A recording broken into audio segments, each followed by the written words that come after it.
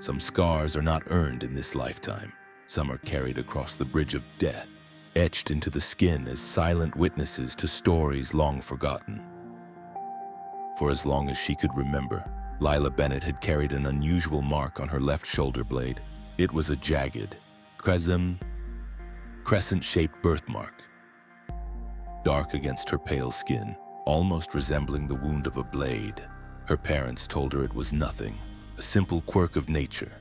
Her friends sometimes teased her, saying it looked like a battle scar. But Lila knew, deep inside, that it was something more. From a young age, she had dreams of roaring battlefields, and the clash of swords, the sharp sting of cold metal against flesh. She would wake up gasping, her hand instinctively clutching her left shoulder, feeling a pain that had no earthly cause. At first, she tried to dismiss it. Maybe it was just an overactive imagination. Maybe the books she loved about ancient warriors and forgotten kingdoms had seeped into her subconscious. But the dreams grew stronger as she got older, more vivid, more real. By the time she turned 18, Lila could no longer ignore the pull of the past. It was not just in her sleep anymore. Sometimes, when she walked past certain old buildings in her town, she would be struck by sudden flashes of memory, the sharp smell of iron, the weight of armor on her chest, the overwhelming sense of duty and sorrow. She began to question everything. Was she losing her mind, or was something far more mysterious unfolding within her? Her search for answers led her to Dr. Samuel Reed, a psychologist who had devoted his career to studying cases of supposed past life memories and physical manifestations such as birthmarks linked to traumatic deaths. When Lila first told her story, she expected skepticism. Instead, Dr. Reed listened carefully. Hagen's taking notes, his brow furrowed in concentration. When she finished, he simply asked, "Have you ever heard of Ian Stevenson's work?" Lila shook her head. Dr. Reed explained that Stevenson, a psychiatrist from the University of Virginia, had documented thousands of cases of children remembering past lives. In many instances, the children bore birthmarks or deformities corresponding to the wounds or injuries that had caused their deaths in those past lives. It was controversial. It was unbelievable. And yet, it was meticulously documented. Dr. Reed suggested regression therapy. If Lila agreed, they would attempt to unlock the memories hidden beneath her consciousness. The first session was like falling into a deep, endless ocean. Under gentle hypnosis, Lila drifted away from the present, sliding backward through the layers of her mind. She spoke in fragments at first. Fire, swimmed, screams, blood. Then the images grew clearer. She was standing on a battlefield, clad in rough armor, a sword heavy in her right hand. The air was thick with smoke and the stench of death. She was not Lila Bennett. She was someone else entirely, a young woman named Elawan, a warrior of a forgotten kingdom, fighting to defend her homeland from invaders, and she was dying. She remembered the final blow, a sword slashing into her left shoulder from behind, slicing through armor and flesh, the exact place where her birthmark now lay. Lila wept in the chair as she spoke. The sorrow was overwhelming. The sense of loss, not just of life, but of purpose. She had sworn an oath to protect her people, and she had failed. When she awoke from the trance, she was shaking. Dr. Reed looked at her gravely.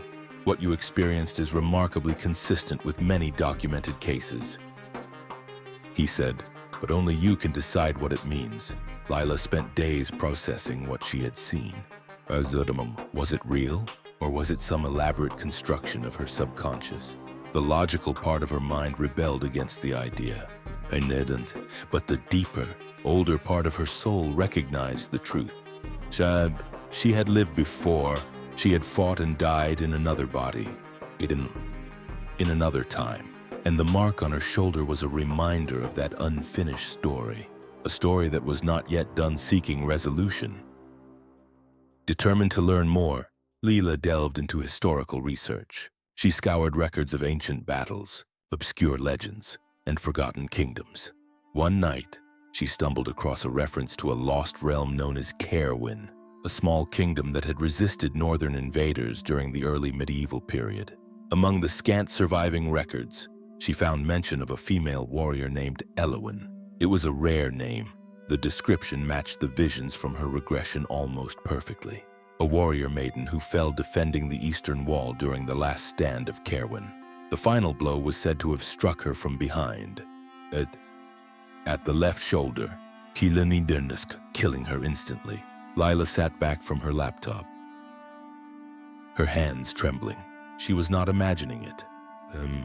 Somehow, across centuries, across death itself, her soul had carried the memory forward, and her body bore the mark. But memory alone was not enough. Lila felt a growing need to complete the journey, to heal the wound, not just in her flesh, but in her spirit. Dr. Reed suggested a pilgrimage of sorts. Go to where it all began. He said, honor the life you once lived. Release the pain, find peace. 6 months later, Lila stood on a windswept hill in a remote part of Wales, where the ruins of ancient Caerwyn were said to lie, buried beneath centuries of earth and grass. The wind howled around her, tugging at her hair and clothes. She closed her eyes and let the memories wash over her. In her mind, she saw the battle unfold once more. She heard the clash of steel, the cries of the wounded. She felt the searing pain of betrayal and death. But this time, she did not flinch. This time, she stood firm. She whispered a prayer, not for revenge, but for forgiveness, for herself, for her enemies, for all the souls lost to the endless cycles of war and sorrow.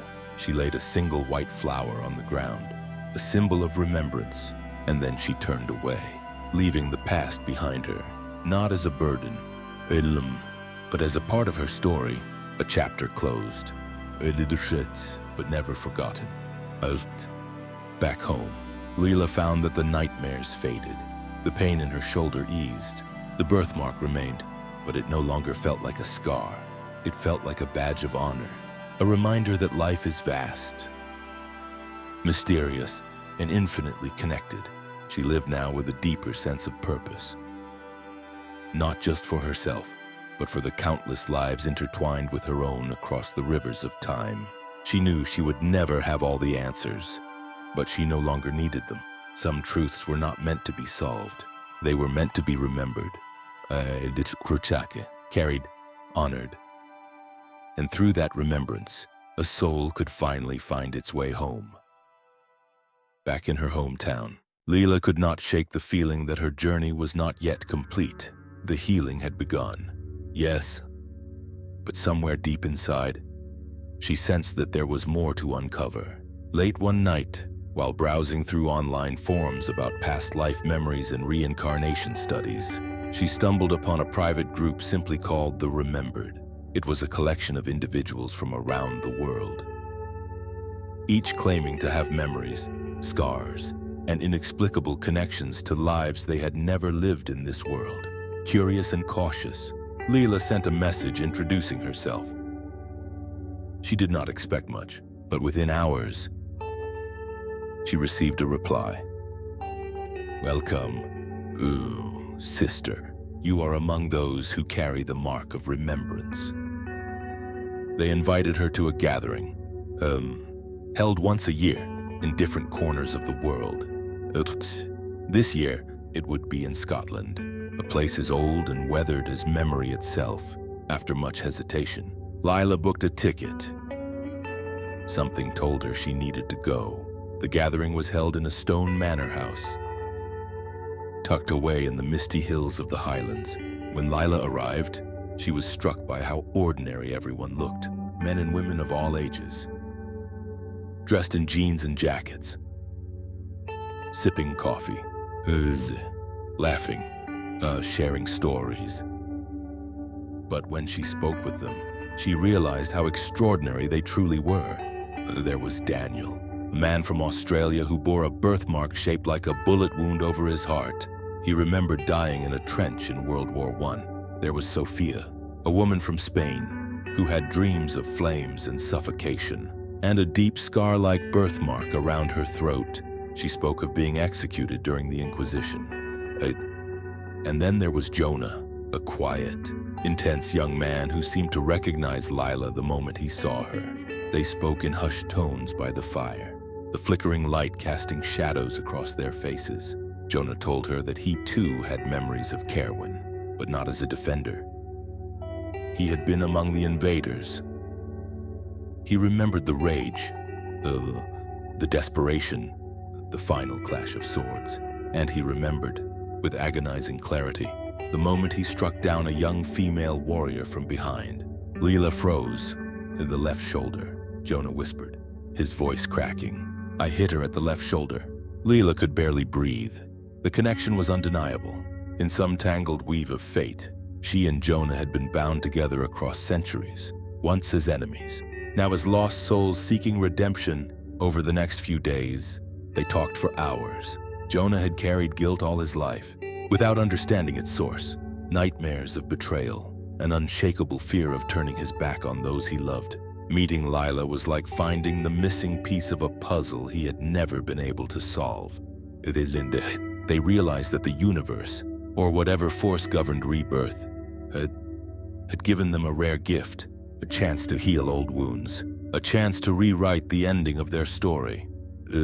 Not with blood, but with forgiveness. One evening, under a canopy of stars brighter than any Lila had ever seen, they stood together on a rocky cliff overlooking the sea. Jonah took her hand. His own trembling, I am sorry, he said simply. So not just for then. For now. For everything. Lila looked into his eyes and saw not the enemy who had struck her down, but the soul that had wandered lost for lifetimes. Seeking peace, she smiled softly. I forgive you.